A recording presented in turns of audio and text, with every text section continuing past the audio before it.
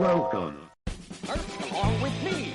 Oh, gnarly! Oh my god, I shot my eye out. Please go to 11. Greetings, Starfighter. Hasta la vista, baby. 14. Hello, and welcome to 40 Going on 14. I am Mike. I am Patrick. I'm Joel. And I'm Josh, and tonight we're talking about Dune, which is the most fun you can have with a whole lot of spice and a worm that won't have you waking up in a Tijuana alley with no pants and 4 days of bad diarrhea. And a pocket full of Tic Tacs. And Karen Carpenter. And a ham sandwich. Which reminds me of high school all over again. Yes, this week we are talking about Dune 1984 versus Dune 2021. And we're back, by the way. I think if they're listening, they probably know. Yeah. Oh, right. Good point. Considering there was no break in the shows because we had stuff posting. All right. Yeah. Yeah, like for a couple months, these guys sounded like shit. No, those were year one shows. All right. That was our starting bong. Yes. Sorry about that. If you like random smacking of guitar noises, you might find them on Geek Life Radio, where you can also hear the history of bad ideas, the anime trap house, HTML all the things, and of course, Geek Life's own Red Dead Radio, the Smorgasbord. Ooh, ee, ooh, ah, ting, tang, walla, walla, bing, bang. Ooh, ee, ooh, ah, ting, tang, walla, walla, bing, bang. Doesn't have the soul of Karen Carpenter's I cover. prefer the Karen Carpenter version. Yeah, I kind of have to agree, actually.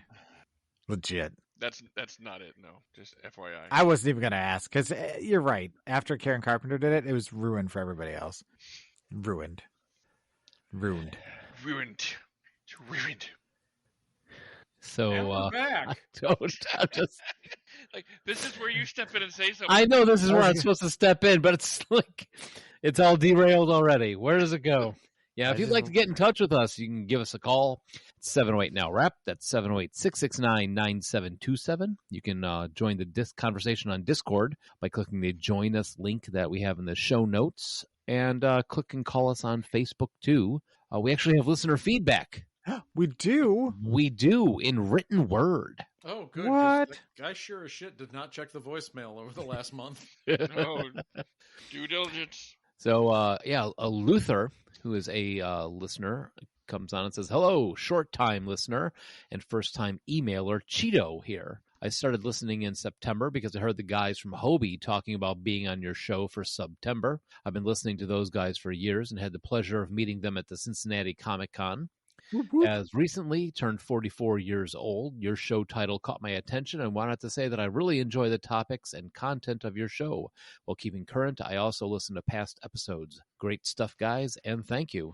Cheeto. Thank you, Cheeto. Which I think right now on Twitter, you may be one of the choices for the best Canadian. I mean, that was really nice. Yeah. I still want to be a better Canadian, but... Completely. I'm having a hard dating time coming up ourselves. with anything to insult this guy for. So I know. He was nice. Thank you, Cheeto. Yeah. We appreciate making that. me feel weird about being nice. How about that? Yeah, that normal people call that feeling good, Pat. What? Yeah. Well, feeling good about yourself. Someday that'll happen. I've never heard about this. It doesn't Yeah, exist. thank you, Yeah, thank you, guy. Cheeto. Cheeto. Yeah. No, I was going to be mean again, but I just couldn't. I was like, no, I can't do it. He's nice. Yeah. Oh. See? When people are nice, you don't know what to do. Right? I don't know how to react. Somebody called and insult me quick. You're a dick. Not them. Or You're not ugly and them. your mama dresses you funny. Not you guys. I'm used to that. Oh. So I I don't wanna think it start may be anything about with you that guys. time. Good Lord. It's past that time.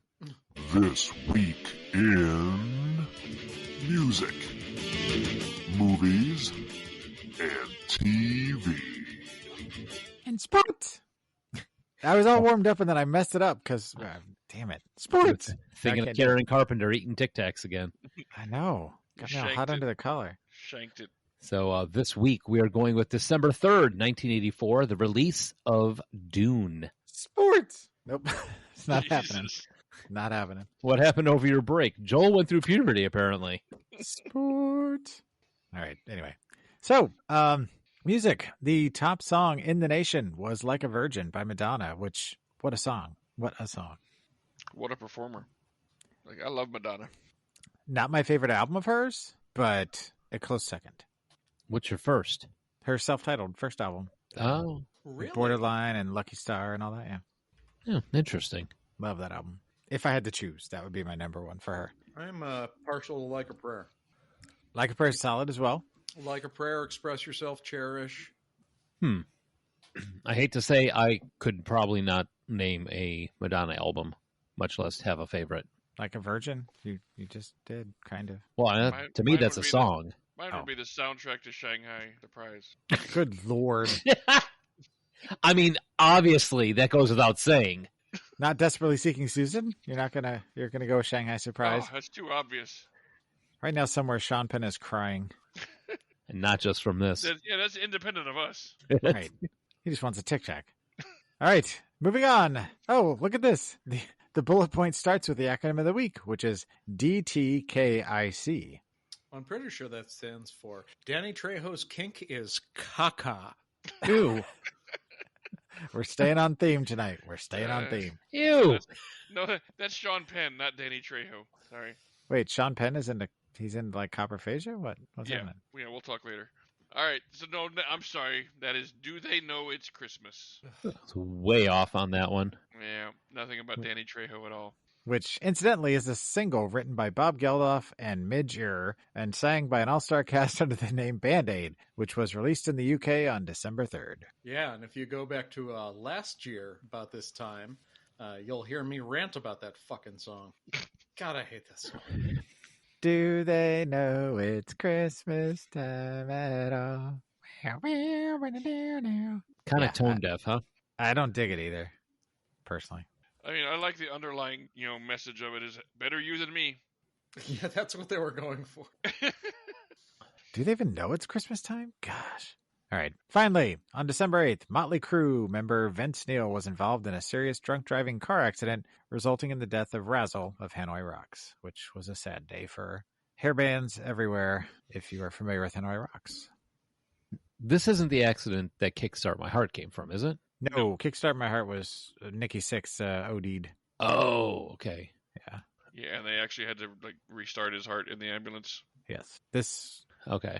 I This could was have different. sworn it was an accident involving drugs. I mean, this probably did too, but He was just completely blitzed, and they went out and got in an accident, and unfortunately Vince walked away and Razzle did not.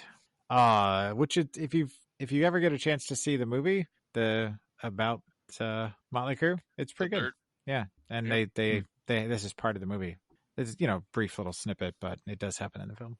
All right. Moving on to movies. The number one movie in the land was Beverly Hills Cop, directed by Martin Brest and starring Eddie Murphy and Judge Reinhold, which premiered in LA on December 1st. It went on to become the sixth highest grossing film of all time in the United States at that time, the highest grossing comedy film of all time at the time, as well as the highest grossing R-rated film of all time, a record it held on to for 19 years. wow. Yeah, It it was was a what? monster. It was a juggernaut when it opened. Put a banana in a tailpipe. That's what happens. Well, I hope that it was well written and funny. Yep. Well, yeah. And talk about movies with diminishing returns, though. Boy, the third one was ouch. I mean, this was Eddie Murphy straight off of Saturday Night Live, and it was his first big feature film, and everybody was eager to see what he was doing, and it was an excellent movie, so they went back to see it several times, and the word of mouth was amazing, and it became a cultural phenomenon. Wait, was this before Trading Places? Yeah. Huh, I could have sworn Beverly Hills Cop was right after. It might have been after this is the first one that he soloed. That he was the lead. Because Okay. Dan Aykroyd and him shared the lead in Trading Places. That's fair, because I knew that was his first big movie, because I just watched the movies that made us about the difference in how he was on Trading Places versus Coming to America. Yeah. Beverly Hills Cop was 84 and Trading Places was 83. So, yeah. Yeah. Okay. That makes sense. Yeah. Yeah, I just watched all three of these movies, I don't know, 4 months ago. And I don't think I'd ever seen the third one. And the second one's not bad, but it's a rehash of the same formula. Mm-hmm. And yeah, by the third one, it's okay, enough. They're in space, and Reinhold's just sort of floating around. And Well, part 4 is coming, supposedly. They're working on it, so we'll see. Maybe it'll be a return to form, but yeah. All right. Also released this week were Bad Manners, City Heat, and The Initiation. I recognize one. City Heat? Is that what the one with Joe Piscopo? Oh, you might That's- be right. That's what I was picturing in my head for the poster, Mike, was the one with Joe Piscopo. But I don't know if I'm just imagining it and it's a different movie. But I didn't look any of them up, but yeah, that sounds right. I'm looking it up now because I'm curious. Well, City Heat, 1984, starring one Clint Eastwood and one Burt Reynolds. oh, I was totally off. Yeah. Directed by Dick Joe Benjamin. Piscopo got third billing. Wow. Joe Piscopo's not even in it. But Madeline Kahn, he did Rip the Torn, and catering. Irene Cara. Yeah, oh, well, yeah, probably at that time. Bad Manners. I think that was a horror movie, maybe? Not bad. Well, Bad Manners was one that was done by what's Oh, the name no. that did Lord of the Rings? Peter Jackson. Bad. Yeah. No, you're thinking of Bad Taste. Bad Manners is Robert Oh. Houston. 4 teens on the run from an orphanage spring a fellow orphan recently adopted by a rich family, then trash the whole house. That is the premise. That What was sounds I awful. thinking of? You're thinking of Bad You're- Taste. Bad Bad Taste. Taste. Okay. I like the crunchy bits. That's Bad Taste. Oh, okay. All right, so TV. The top shows in the land were Dynasty, Dallas, The Cosby Show, and 60 Minutes. What is this, 1984? Yeah, right. Also on December 8th, Ringo Starr hosted Saturday Night Live with musical host Herbie Hancock, which makes total sense. That's how you sign your name. It's Herbie Hancock. Which completely makes sense with Beverly Hills Cop being number good one. call. And also, this year, the final episode of Captain Kangaroo aired on December 7th. This ended a 29-year run that made it the longest-running nationally broadcast children's television program of its day. I never really watched Captain Kangaroo, though. I I felt did. like it ran longer. Yeah, What'd you say? For some reason, I was maybe the exact right age to be really into Captain Kangaroo. So you were a fan then, As a little kid, absolutely. right? I don't know why though. I felt like it ran longer than that, but man, Yeah, I don't recall. I mean, maybe it's just that difference in age between you and me, Josh, that I just never watched. I mean, a Romper Room, I watched that a little while, but that whole, like, when she looked through the ring was like, and I see Tommy, and I see Billy, and I'm like, I'm in my pajamas. Why are you looking at me? it's me, Billy. I was on Romper Room. We talked about that though. Yeah, but that was like 2 years ago. He was the only one. Joel just I see- romping. Yeah. I see Joel. And Joel. Little bit of Joel in my life. Little bit of Joel. Oh my God! I'm moving on to sports. And you hear White Rabbit start playing in the background. Dun, On dun, December dun, 1st, dun, dun, the dun, 50th dun, Heisman Trophy was awarded to Doug Flutie, quarterback from Boston College. dun. What instrument do you play? I play the Doug Flutie. Jesus. I don't know why that struck me as funny. Do, do, do. Where do you put your lips? And lastly, on December 2nd, It's Miami kind of quarterback bassy. Dan Marino broke the NFL single-season touchdown passing record when he threw his 37th in the Dolphins' 45-34 loss to the Raiders. He finished the season with 48 touchdown passes, a record that stood until 2013. Wow. That's a And- long run for a record. Yep. Yeah, no kidding. It's like Captain Kangaroo. Well, I mean, if you look at the math, the old record was 36, and he broke it by 12. Wow. So, yeah, he shattered it, so it wasn't touched for a long time. Kind of like, never mind. Shut up. Play us off, keyboard Joel. Nah, nah, nah, nah, nah, nah, nah. So Dune, 1984. It's a American epic science fiction film written and directed by David Lynch, based off the 65 Frank Herbert novel of the same name. Had Kyle MacLachlan in his film debut as Paul Atreides. This was filmed at the Churubusco Studios in Mexico City and had the soundtrack done by the rock band Toto, along with Brian Eno for some other stuff. It's set in the distant future, and the film chronicles the conflict between two noble families as they battle for control of the desert planet Arrakis, or otherwise known as Dune. It's the only place where the universe can get the drug spice, which allows people to travel interstellarly and also gives you second sight and lets you live on normally long lifespans. And it'll season your food nicely. Yes, and it's good on pasta. Paul Atreides is the scion and of an heir of a powerful noble family whose control over Arrakis brings him into conflict with the House Harkonnen, which is their enemies.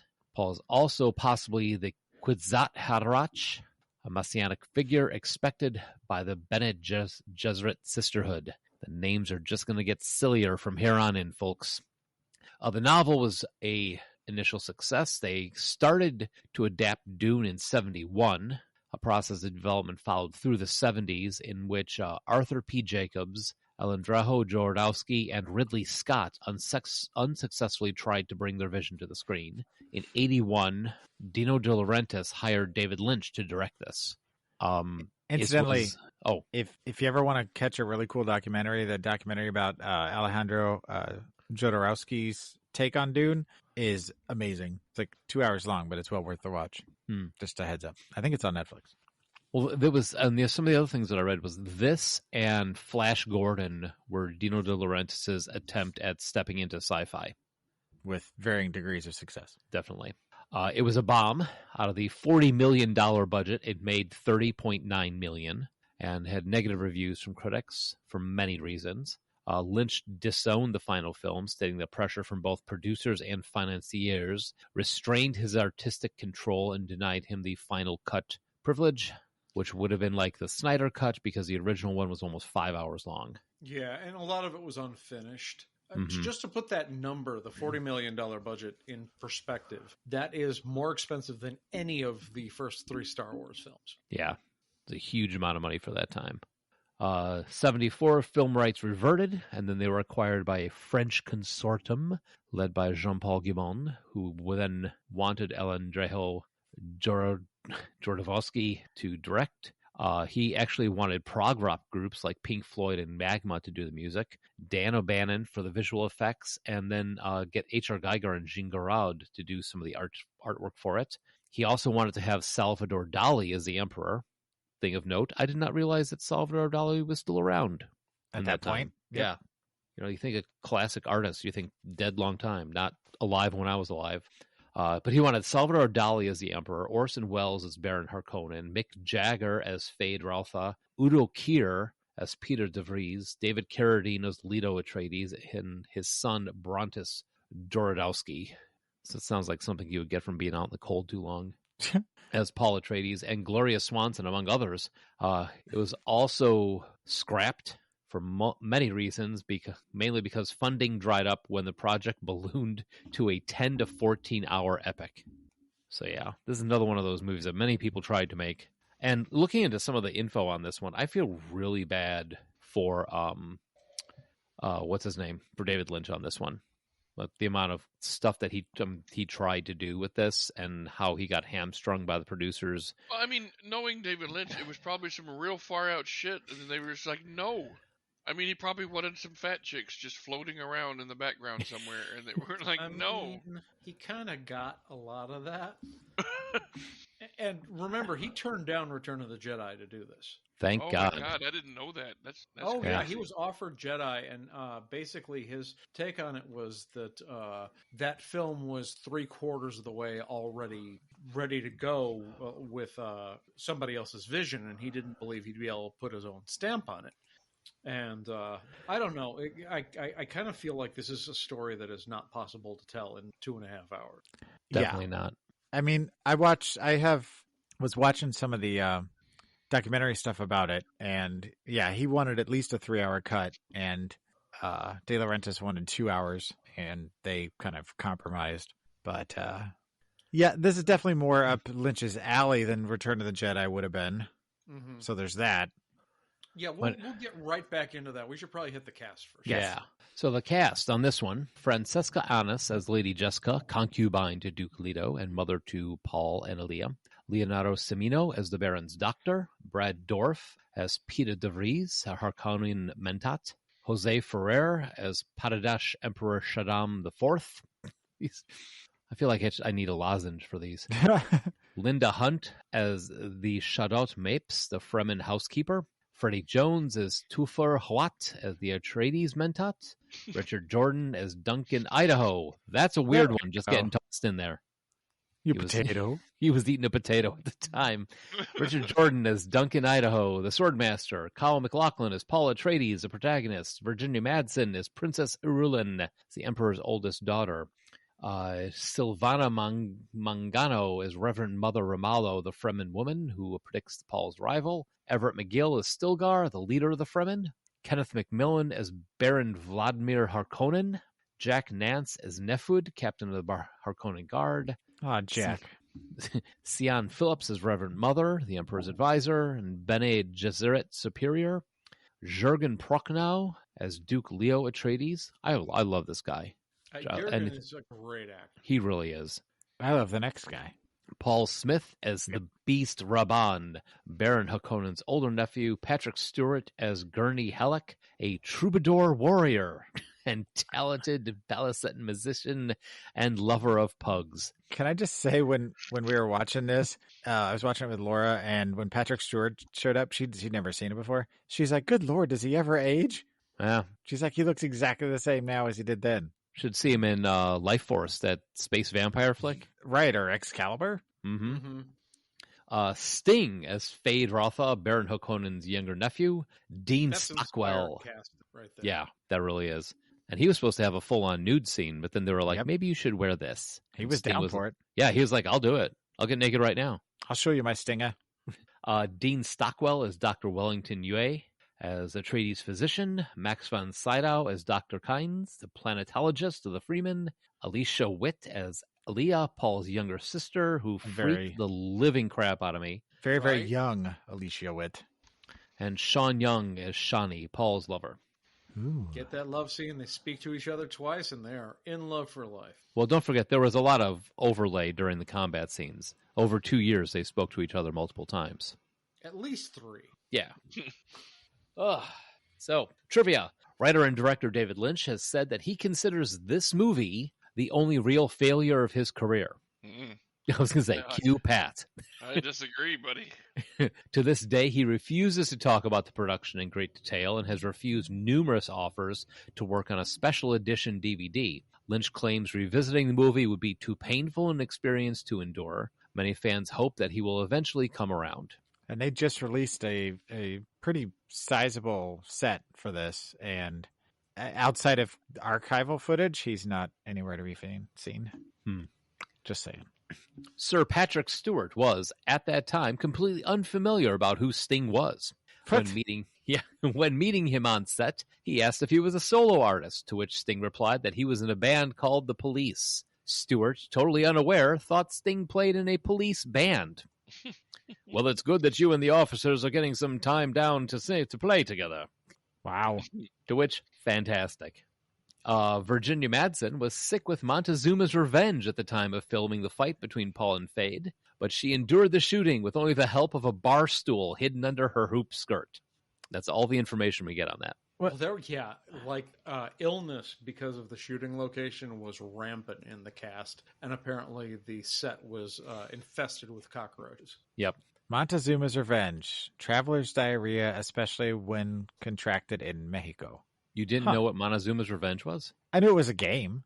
You But- really didn't know what that was? I didn't. Dude, it is no fucking game. Yeah. I assumed it was some sort of diarrhea based. Yeah, it's like imagine losing your grade school memories kind of diarrhea. It's Oh. like Ebola light. Oh.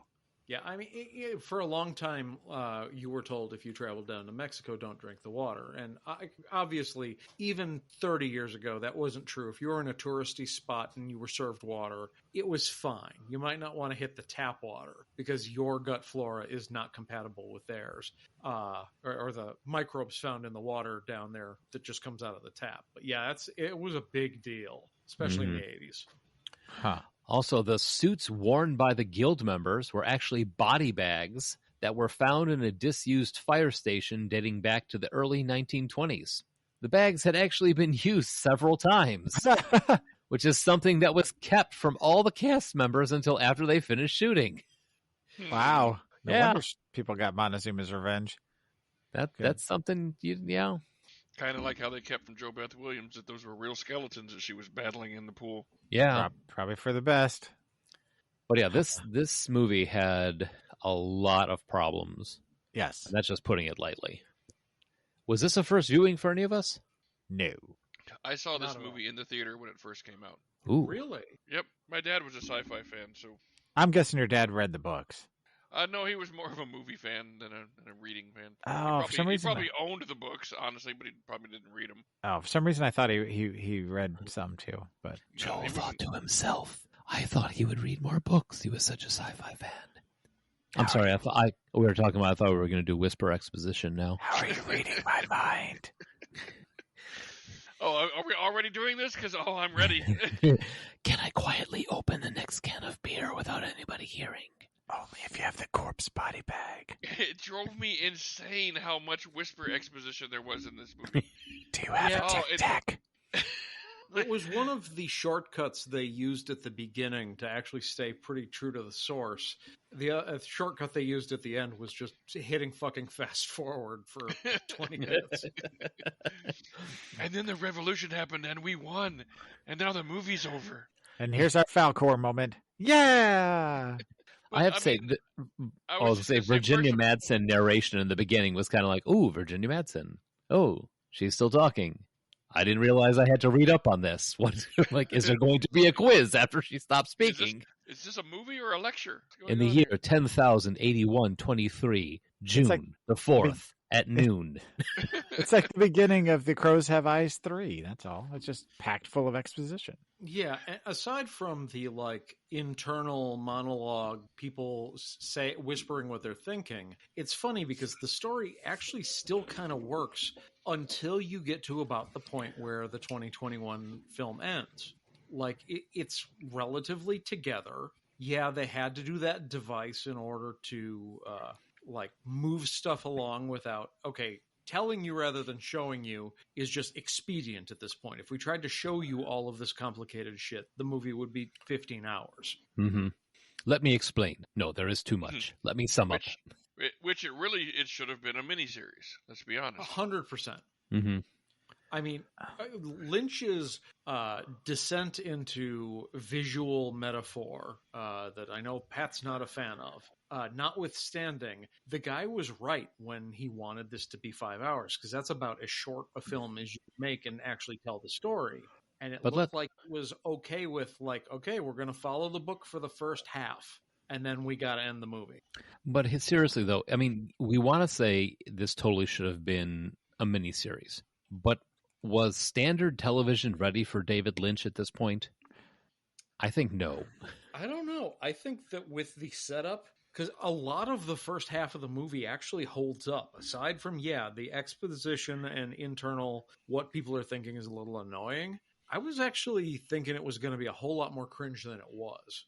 Well, and I feel like with the epic scale of this and as big as it was in the sci-fi community, spawning 4 books and, a huge fan base, that they would have already seen it and said, hey, let's follow the Star Wars model. Let's do an initial story, see how it goes, and then we'll pump more money into it rather than pumping all the money into it. And I also feel like Lynch, as Josh had mentioned, is visual. That's one of the reasons I love him, is that he's all about creating an emotional response to the images on the screen. He's not always the best at putting together, or doesn't want to put together, a cohesive narrative. So giving him the reins of the script feels like a bad choice. And that's coming from a guy who loves David Lynch. Just my 2 cents. Well, and David Lynch is better served for things that don't have a linear story. You're definitely correct about that. I mean, this again. I mean, I think this movie would have been improved by not only making it a miniseries, but giving it a different director. He's just not the right director for something like this. See, I don't know about that. I think if you get someone to rein him in a little, he's brilliant. And you get to a spot where you look at the history of how this film was made. Dino De Laurentiis interfered quite a bit. Yes. He was looking forward to the video sales. And he even got into giving David Lynch notes on the lighting, because he's like, you can't have it this dark. It's not going to transfer very well to video. Wow. That had to have been annoying. So, yeah, and he's the producer, so I guess you can't argue with him. But David Lynch, when the executives get involved, is a big one for malicious compliance. He'll do what you tell him he has to do and as part of his contract, but you might not like what comes out. Yep. Then you wind up with milk and cats. Well, and the other problem is that I don't think they knew quite what they wanted it to be, because I think Lynch was trying to go with the source material and make it more adult in its theme. But as you'll see in the image I just uploaded to the chat, they were kind of hoping this was going to be another Star Wars or something like that. So they had fucking action figures and things like that. And I don't think, does anybody want a giant guy with space herpes to play with? Does anybody want a Baron Harkonnen? I mean, that's the first thing Laura said. She's like, what's on his mouth? Does he have herpes or something? What's going on there? Yeah. It was weird choices, but yeah, anyway. Well, I agree with you on that. I think after Dino De Laurentiis did the Flash Gordon thing and that kind of bombed, and Star Wars came around, and it was kind of like that whole, hey, this is my chance.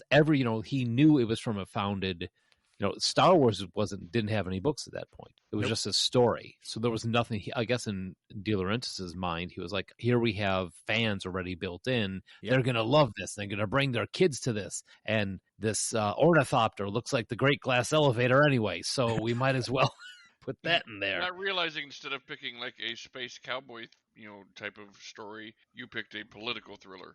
Yeah. And that's the thing is I'm 100% sure De Laurentiis never even picked up, I don't care what the story is, just make me a Star War. He's like, I just want something set in space. I want space crap. People love space now. Flash Gordon makes more sense with the action figures and everything. That was more of a fun kind of, I mean, granted, it's still a little adult at times. Thing, but and that had Max von Sydow too. And it's much more of a like a serial, like what Lucas wanted with Star Wars. It's more of an afternoon Saturday serial than political drama with space herpes and a lot of gooey ooey things happening.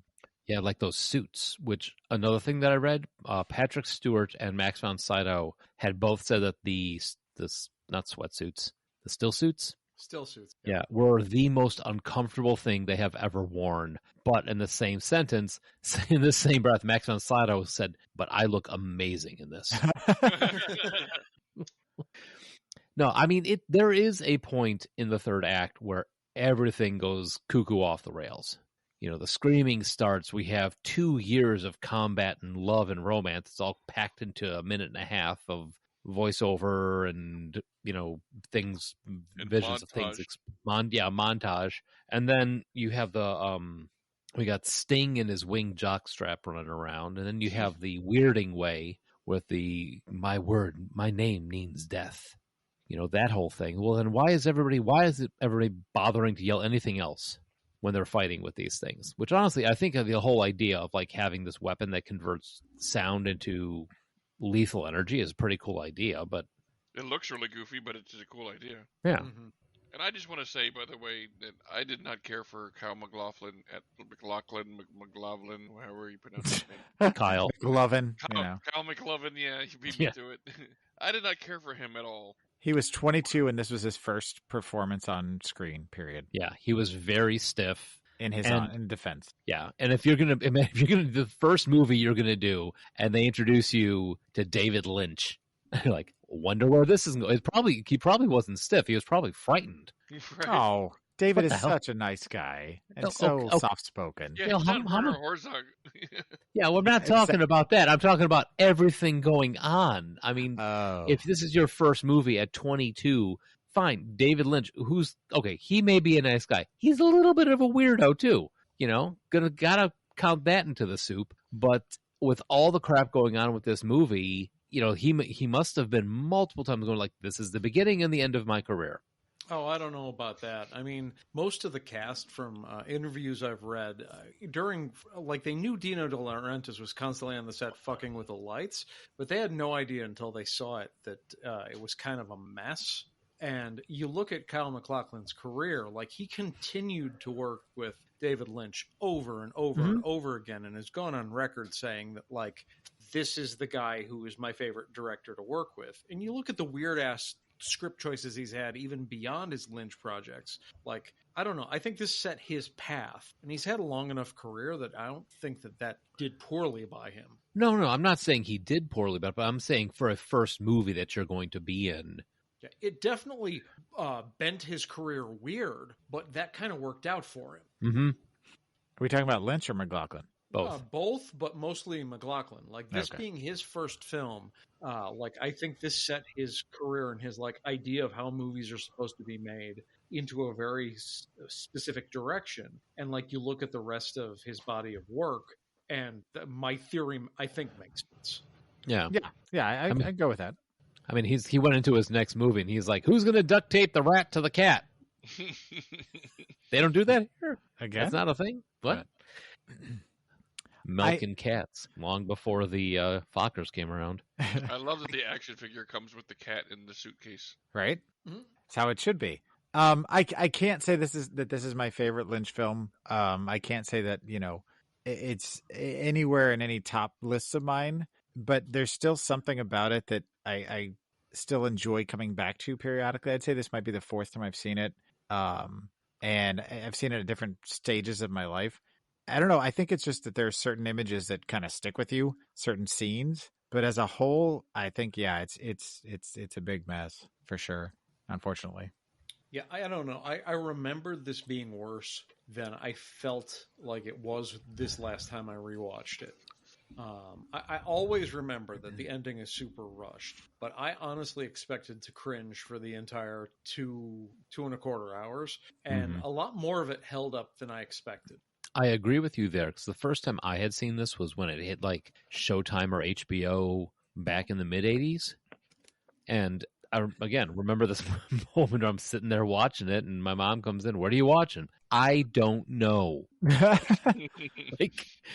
I have no idea. Why is that guy floating around? What's on his face? I don't know. Why are you still watching it then? Because I want to see what happens.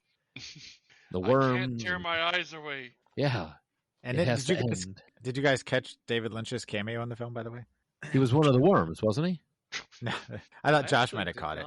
No, I missed it. You remember when they went and they were surveying the planet when they first arrived, and they went to visit the mining ship, and the worm attacked? Was he the guy dressed as Karen Carpenter? They had to rescue the crew. He was the one that was talking to them on the radio with the dirt all over his face, trying to get, Gotcha. Yeah. Okay. Just fun little cameo. One of the other things I really noticed, and it's much more noticeable if you're a fan of the book or if you've watched the 2021, is that Duncan Idaho almost could have not been in this film at all. He shows up, he delivers a couple lines about the Fremen, then he just dies in almost a comical way. The one-shot kill. Yeah, which sucks because Duncan is this master swordsman. For fans of the books, Duncan Idaho, even though he dies in the first one, he's the only character that appears in all of the Dune books.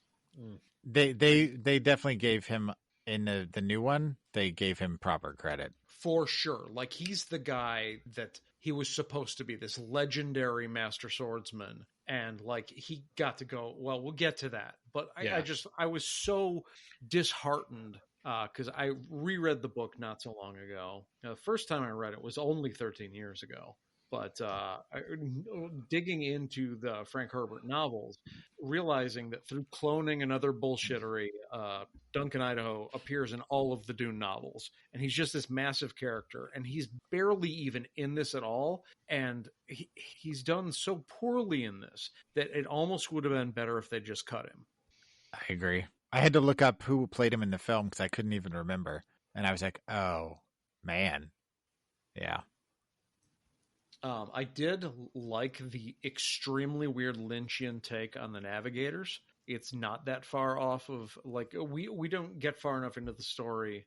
Getting ahead of myself again in the 2021 to actually see a navigator, but as they're described in the book, that weird thing in the tank, the vagina with arms. I mean, they're described as vaguely fish-like, and I don't know if my headcanon from the books was that they were more like mermen. But definitely aquatic weird beings. It looked like the drawing of a sea monkey. And that what weird kind of scene well, like a demented sea monkey, I guess. I was going to say, I don't recall seeing that on the package.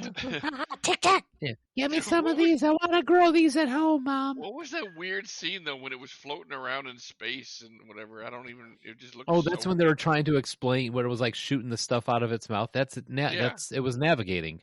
Yeah, Oh, because okay, that's what was they going talk on? about Okay. how the Navigators Guild, basically, instead of going faster than the speed of light, they're saying that's not a thing you can do in the Dune world. Instead, these psionic beings, the Navigators Guild, use the spice to psionically fold space in half. So when you unfold it, you're somewhere else. You're on the other side, like if you imagine a piece of paper. Right? Yeah. Yeah. Now, were the navigators once human, or is this another like alien race?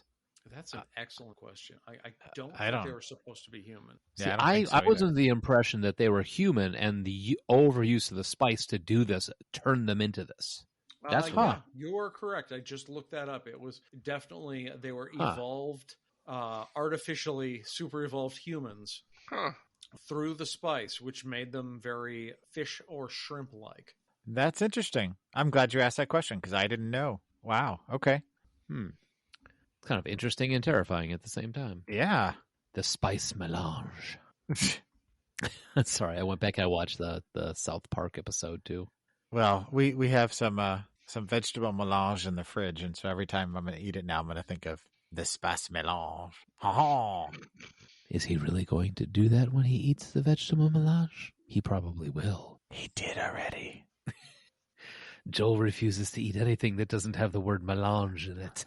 He likes a mélange Antoine. I'm going to I stop think now. we need to go. Yeah. Yes, please. Yeah, Thank you. I think we're done. What is happening? I don't know. All right, everybody. When we get back, we're going to talk about the 2021 Denis Villeneuve. Oh, Jesus. Denis Then- Villeneuve. Villeneuve? Villeneuve. Villeneuve.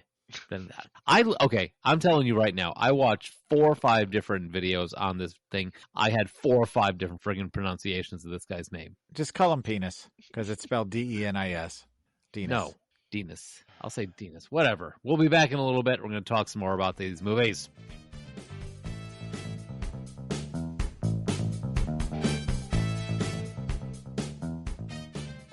All right, we are back, and we're going to talk about Dune 2021. And this one has been titled on screen as Dune Part 1, which is a good sign right out of the gates.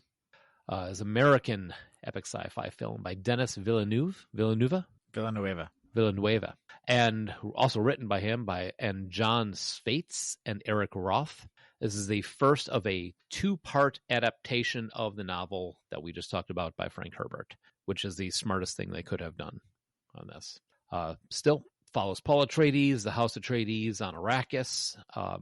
Denis said in 2018 that he has stated that his goal was to adapt the novel into a 2-part film series. He secured a 2-movie deal with Warner Brothers in the same style as a 2-part adaptation of Stephen King's It. He also stated, I would not agree to make this adaptation of the book with one single movie, as Dune was too complex in power and details that a single film would fail to capture. However, all subsequent dealings were to secure the production of the first film, and new production deals will need to be made to start production for the second film. But from what I understand, the second film has already been greenlit. Yes, it was greenlit a couple days after this dropped. And I remember watching this and going, the fucking balls on this guy to make the movie like this without having the second deal already inked. Mm-hmm. I ain't mad at him. Well, because he got it there. But could you imagine the blue balls? Oh, yeah. If they hadn't gotten the second one. Yeah, if they had shut this down, because they ended this one on a major cliff. Mm-hmm. So this one is starring Timothée Chalamet as Paul Atreides, Rebecca Ferguson as Lady Jessica, Paul's mother, Oscar Isaac as Duke Leto Atreides, Paul's father, Josh Brolin, kicking ass and taking names, as Gurney Halleck, the weapons master of House Atreides, Stellan Skarsgard. Hang on, before we go past this, I don't know if you guys have seen it, but there was a deleted scene that I'm so upset didn't make it from Josh Brolin. There's a shot, it's only a 40-second scene of him actually playing his instrument that had to be cut. Oh, the funky little Yeah, like the guitar type thing. Oh, I think it would have rounded out that aspect of his character instead of it just being like one throwaway line that he's a warrior bard. nice. But it's out there. You can find it. It was a finished scene. It just didn't make the theatrical cut. Now he was actually playing it. It wasn't I don't know, but like I don't know if Josh Brolin himself was actually playing it, but that was the scene. It was him playing music. Okay. I could see Josh Brolin doing that though. Like learning how to play something just to match up with the character. Yeah. Yep. Also, Stellan Skarsgard as Baron Vladimir Harkonnen. Dave Bautista as Glosso Raban, nephew of Baron Harkonnen. Stephen McKinley Henderson as Tufir Huat, the Mentat of House Atreides. Did a great job at that one. Zendaya as Chani, the Freeman woman, with her squinty-eyed, over-the-shoulder look. Looking for pictures of Spider-Man. Somebody must have told her, look, you look really dramatic when you squint your eyes like that. So, David Das Malchan as Peter DeVries, Mentat of House Harkonnen. Cheng Chen as Dr. Wellington Ye as the Suk Doctor.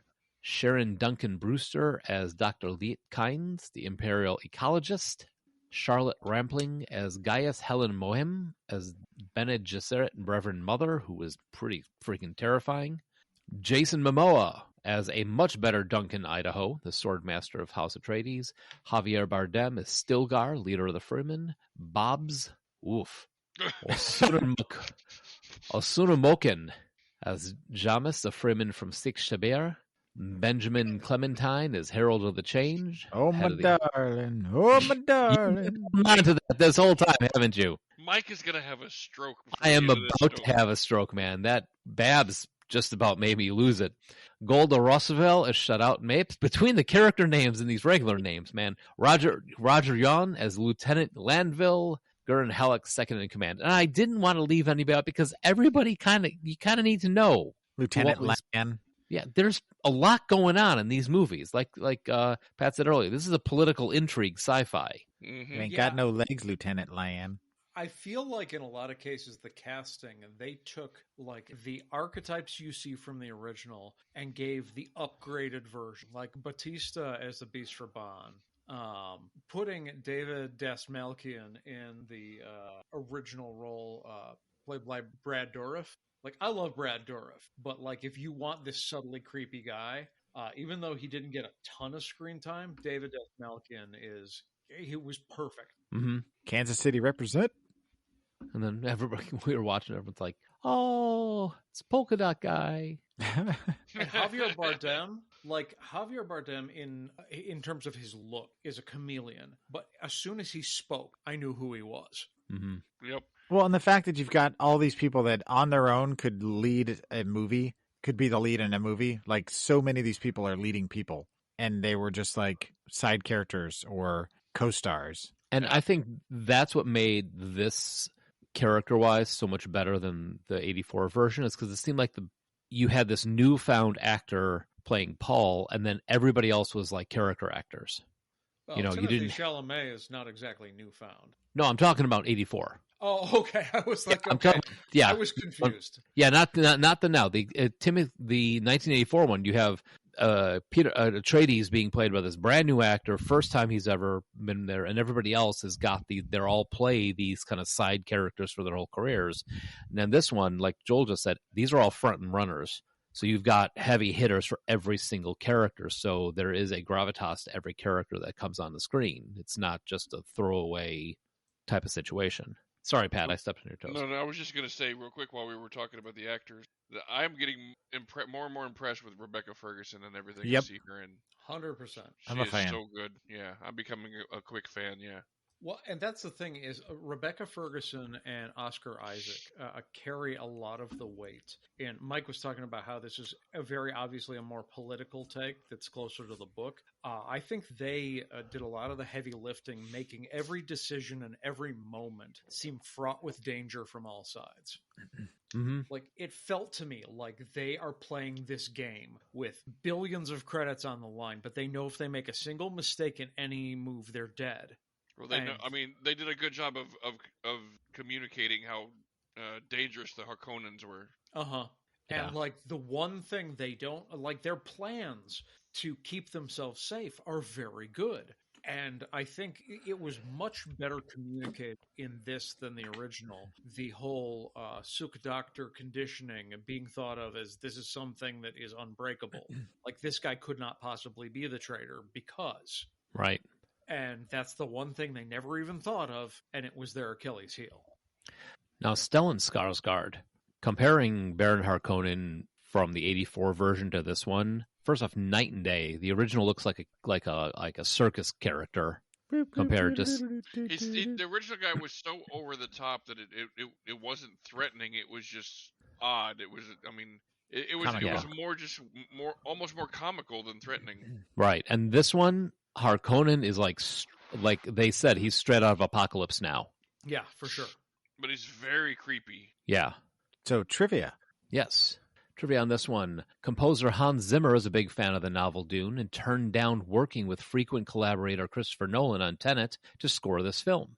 For the same reason, Denis Villeneuve was a top choice, but turned down the offer to direct the Bond film No Time to Die, so to do this. I feel they both made the correct choice. Yeah. Agreed. And I've heard some criticism of Hans's work on the score, and Hans Zimmer is one of my favorite modern-day composers, and I like the score, but I've heard some complaints. Well, there's always going to be for complaining and porn, right? Oh, complaint porn. Is that a thing? Probably.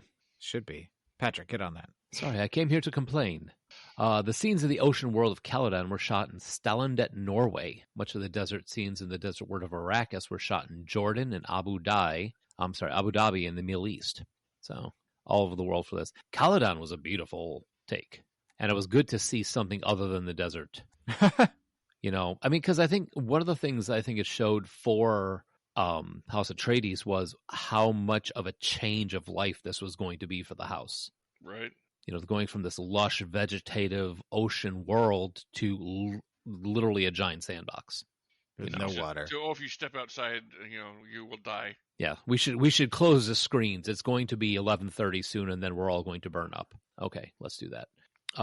Denis Villeneuve saw Baron Vladimir Harkonnen as a rhino in human form, and so Skarsgård had to spend 7 hours a day applying makeup for his role as the Baron. I thought it was going to say that he had to spend 7 hours a day studying rhinoceroses to learn their mannerisms and movements. He had to spend 7 hours a day behind the scenes wearing a giant horn.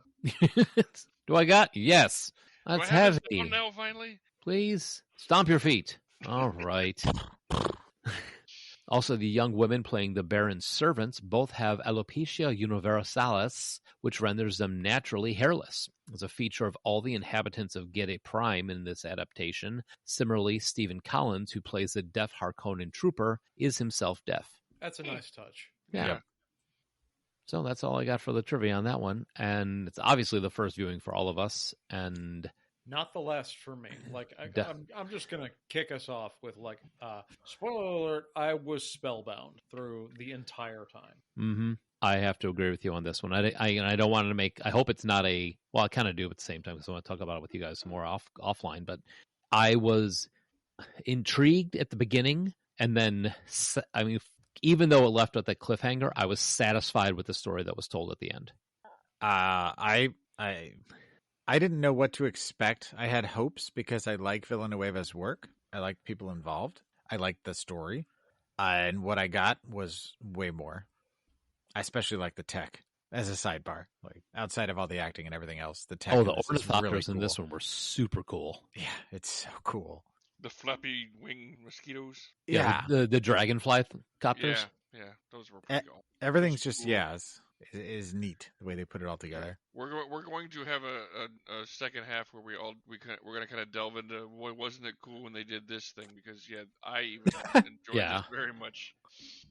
Spoiler alert! Yeah, we all enjoyed this very much. It was very, very well done. The set work was amazing. The scenes, the cinematography was gorgeous. The worms were creepy and intimidating as shit. The makeup was great. The acting was phenomenal. I mean, I was very impressed with Chalamet as a, he was like a complete 180 from the first Paul Atreides, and I was really, really invested in very, very much of this movie, and I can't wait for the next one to come out. Yeah, we kind of glossed over. We didn't even mention the worm, which is so iconic, even from the David Lynch version. And when you first see a worm in 2021 Dune, like they just decided, okay, we're gonna make this thing this cyclopean, like giant worm meets a lamprey thing. Meets the Sarlacc pit. Yeah. Mm-hmm. Yeah. For sure. And I don't know. I got feelings from this that I hadn't had since like the first time I saw the Star Wars films. That's exactly what I was going to say as well, is that this made me feel kind of like I did when I saw Empire for the first time. Like I could see that. The tone, the scope. The good guys do not win. It just, yeah, everything about it had that very kind of, like there shouldn't have been a Star Wars in this case. It should have just started with Empire. But I feel like the second film is going to be more of that because there's not going to be any Ewoks. Definitely no Ewoks. And my God, how good was the scene with the box of pain? I All think it did was make me want to know more about that whole society of women. It was so good. there was a lot more exposure on like how manipulative they are in the background in the 2021 version. I think they did a really good job to explain why everybody had, like, why even the king and the emperors had respect for these women. Well, they're obviously crazy powerful. Oh yeah, them and the navigators. You know what was interesting with this and I didn't realize even after seeing the other one, is like I said, I think I've seen it about 4 times for the original. Is watching this, the beats, the storyline, obviously everything is the same, but by taking it, slowing it down, taking your time to tell the story and hit all the right beats, I understood the story and I appreciated it a lot more. Even though it was the same film in terms of the base, everything was very, very similar as far as what notes they hit. It was a totally different story. Like it felt like I was involved and I invested. There wasn't any. This felt like a much more serious movie than the early one felt much more cartoony to me. Even though the visuals were important in this one, the first one definitely felt more like the visuals were the focus. This one, it felt like the visuals were important, but the story was just as much of a focus as the visuals were. Well, 100. I agree with you there, because the visuals, like when the House Atreides showed up on Dune, I don't say pomp and circumstance, but the tradition of stepping out with the guy with the bagpipes and them coming out as a force and seeing that this is the new rulers of the planet. And then the one comment that got me was when when Paul comments about the everybody coming out to see them. I forget what the exact quote was, but it was something like, they're used to coming out because they've been ordered to by the Harkonnens, and we didn't order them to come out. They just showed up, type of thing, and showing the difference between the Harkonnen and the Atreides houses. And that's that whole opening scene when all that pomp and circumstance and the Emperor's entourage shows up to declare, to make it official and everything. It was just such a great it was showing, not telling. It was just such a great world setting scene. I just enjoyed that opening so much. It just drew me right into the world immediately, and I was drawn into the movie like within the first 15 minutes. I never read the books, and this movie made me want to read the books. Now, do they have Oh, they josh all the time. Yeah. They're just joshing all over the place. Oh yeah. They don't have. I'm looking. I'm trying to remember. They didn't have Fade in this one yet. They didn't even like tip a hat to him at all, did they? I don't know if he was even cast. No, he wasn't even cast for the 2021. Okay. Batista ate Fade. Well, yeah. I mean, that could be a thing. I love Batista as an actor. I think he's got chops. Well, and the relationship between the two nephews of Vladimir Harkonnen, you've got the Beast, who is effective, but he's the heir apparent because of age. But there's sort of the subtext that Baron Harkonnen favors Fade and is gonna just burn Raban out, so he can pass power eventually to his more favored choice. Mm-hmm. And there's a little bit of weirdness in there, and I think they hit this even better in this one than they did in the original, where there's something really messed up with Baron Harkonnen's like sense of pleasures. It was a little bit more twisted and in your face in the original, but I don't know. I found myself deeply unsettled. He is unsettling across the board. He didn't have a lot of lines. But when he did deliver them, when he is quiet but immensely threatening. His character has a lot of gravity. Well, no, because he's floating around. Yeah, but you know what I mean. Like he's one of those characters that when he speaks, it just doesn't take a whole lot of words to convey the emotions he's trying to get across. Well, I mean, it's also Skarsgard, so he's got it. Yeah, and he's like intensified, like hedonism. Like he's got all these forbidden pleasures that this is like all he can get joy out of anymore. How old is he supposed to be in the books? That's a good question. That is a good question. I don't know that they really go into, because it could just be one of those things where he's just so old that he doesn't he's run through all the pleasures of life and he can only draw pleasure from the sadistic things now. That could be. He's in his late 70s, early 80s. That's it? Wow, yeah. Well, remember he was also on Arrakis, so he's got some of the spice in him, so he's going to live a hell of a lot longer than that. That's too. why I thought he might be very, very old, because he's been on spice for so long. I thought that Baron Harkonnen himself is poisoned with a Gom Jabbar by Paul's young sister Aaliyah Atreides, his own granddaughter, and dies at the age of 83. That's what it says here. I was thinking he was much older. Yeah, that's what I was thinking too. When you started, the way you were talking about it, it made sense to me. Yeah. But according to this, anyway, I don't know if that's... So scratch that. I guess he's just a son of a bitch. Well, I mean, 83 is only, oh my God, he's so young by fantasy standards. It's still pretty fucking old. True. But, I mean, my grandfather was 89 when he died, and he wasn't anything near that Baron Harkonnen's level of depravity. I'm not saying he wasn't depraved. But sitting in a big mud puddle, I mean, that's the character, but... I just verified on the Dune wiki that they have his birth and death dates listed, and he was, according to that, he was 83. So just a sidebar. All right then. Yeah, I mean, I don't know. Like, I don't want to devolve into the remember that scene. It was awesome. Just like if you get an opportunity and you're listening to this, if you haven't watched it, just go out and watch it. Yeah. No, Josh, definitely want to see it in the theater. If you had the opportunity, I was just going to say I would recommend the theater over that. I didn't get that opportunity, but it's a beautiful movie. I can imagine. Yeah, the set pieces are amazing, gorgeous, like just sweeping images and they make this desert planet, which was very sandy in the '84 version, look threatening. They do a good change of scenery on this one, but I was asking you, Josh, you're the ones I tried to read the books but wasn't able to get to finish them. How between 84 and now, how close to the story is the new one? Very, very close. I actually read this book in one sitting. A guy was caught in a it was one of those you're caught in a waiting room for like 10 hours at a hospital kind of thing. Good time to have a 500-page book with you. Yeah. Oh, and it's a shorter book. Like, I know you've got access to the digital copy, but like you pick up the book, it's smaller than your average Stephen King novel. And it's not a quick read, but like it's not like by the standards of your Robert Jordan, Brandon Sanderson, even the longer Stephen Kings. I was able to knock this out in about, like I said, 7 to 8 hours. Got it. Dune Chronicles, Book 1, 704 pages.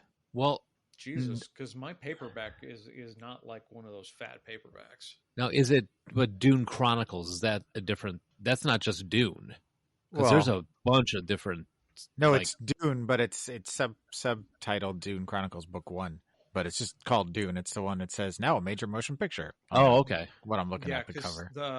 Let's see, this one says it's 412 pages. So it's a little longer than I thought. I would have guessed it was about 350 pages. Okay. So maybe this like they shoved 2 parts into one book or something. I mean, there's 21 novels in all of the Dune Chronicles. Yeah, that's nuts. Including like all the way the Children of Dune, the Gods of Dune, and then there's a bunch of side stories also. Dune.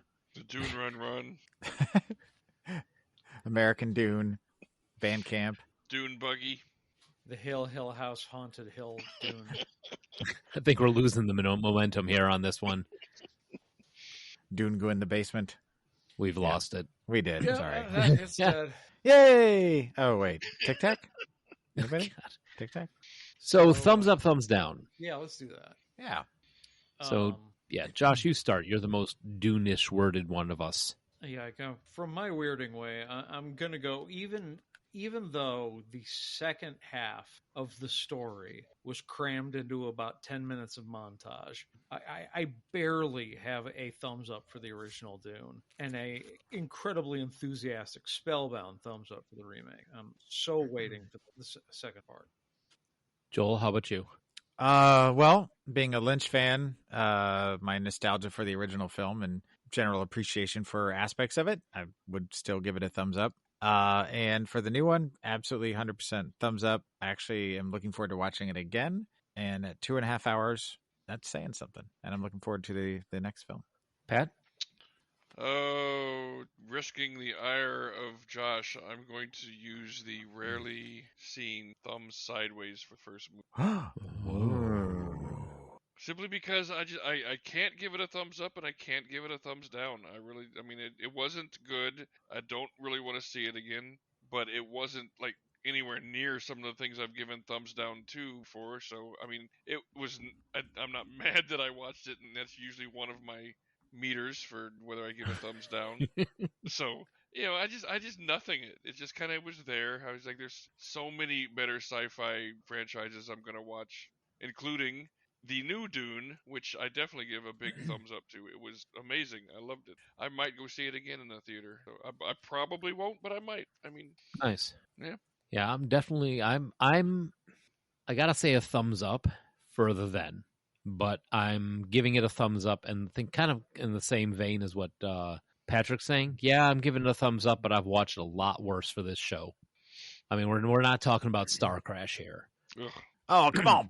You love that movie. Yeah. No, I don't. The new one, loved it. You don't. But Pat does. The 21 version, I'm looking forward to the second one, and I'm hoping this turns into like a, you know, they finish off the first book and almost like a Harry Potter type of thing, where they finish off the first book with one director and they hand it off to a new director and does something in a little bit different way. Oh, cool. Yeah, that I think would be great because I think, like I said, they got 22 books to go through. Something else I added, I actually have a 1984 Dune like theater card that my brother got me for Christmas a couple years ago, like one of the really nice posters that's in plastic in the hard. Yeah, he bought me one for that and got me one for Monty Python and the Holy Grail, which I asked him about the Dune thing, and he was like, "Oh yeah, I remember you talking about Dune, you know, and that the other day when we were having a beer or something." I'm like, "Yeah, I did," and I said, "Dune, I watched it the other day. It's weird as shit," and that's all I said. So apparently that stuck with him, and I got that for a Christmas present. So I may just mail it to you, Joel. There you go. Because I don't want someone to see this and be like, "Oh, he's into Dune. I need to get him the Baron Harkonnen plushie." I don't want that. With like with nipples you can rip off at the end. No, it's like one of those. His face is like a stress ball when you squeeze it and all the stuff pops out. Okay. Oh. Nice. Oh. All right. So if there's something we didn't say that we should have, or something we Baron just Harkonnen. said that we shouldn't have, let us know. Give us a call at 708-NOW-RAP. That's 708-669-9727. Yep, and if you're looking for our older stuff, you can find us. What do you get it out, Pat? Get it out. Buy it now, the Baron Harkonnen egg separator. like crack the egg into the back of his face, into the back of his head. And the yolk just comes out of all these little pustules in his face. I want the home herpes kit too. Oh God! So if you're looking for more of this, Yeah. you can find us on Podbean or Pandora. You can give us thumbs up and good ratings there if you like it. You'd love to hear more about why you love the show. You can email us, leave us a review on Apple, Google, Amazon, or on Podchaser. And you can also support the show through the Ko-fi link that's in the show notes. Thank you very much, and we appreciate you listening. We'll be back next week. Yeah, we got some other things coming up. Yeah, did we discuss what's coming up? Oh, No, we we didn't. didn't. Hey, Joel, what else is coming up? We're going to go hang out with Spike on the Bebop, talk about Cowboy Bebop. We're going to do a musical. We haven't done that in a while with West Side Story. Show 400 is coming, so get ready. And we're going to be jacking into the Matrix. Yeah, buddy. And the top 10 show is coming up soon. The Top 10 show. Yes. I'm As excited soon for as that. All I Want for Christmas Is You falls off, No. we take it. Boo. We can't have Christmas music on the top 10. Because it sucks. See? All I want for Christmas is for Josh to love that song. You're Get going to be used to disappointed. disappointment. Yeah. I think he is. I think he's If you're pretty. not already, get used to disappointment. Say, believe me, I am used to it.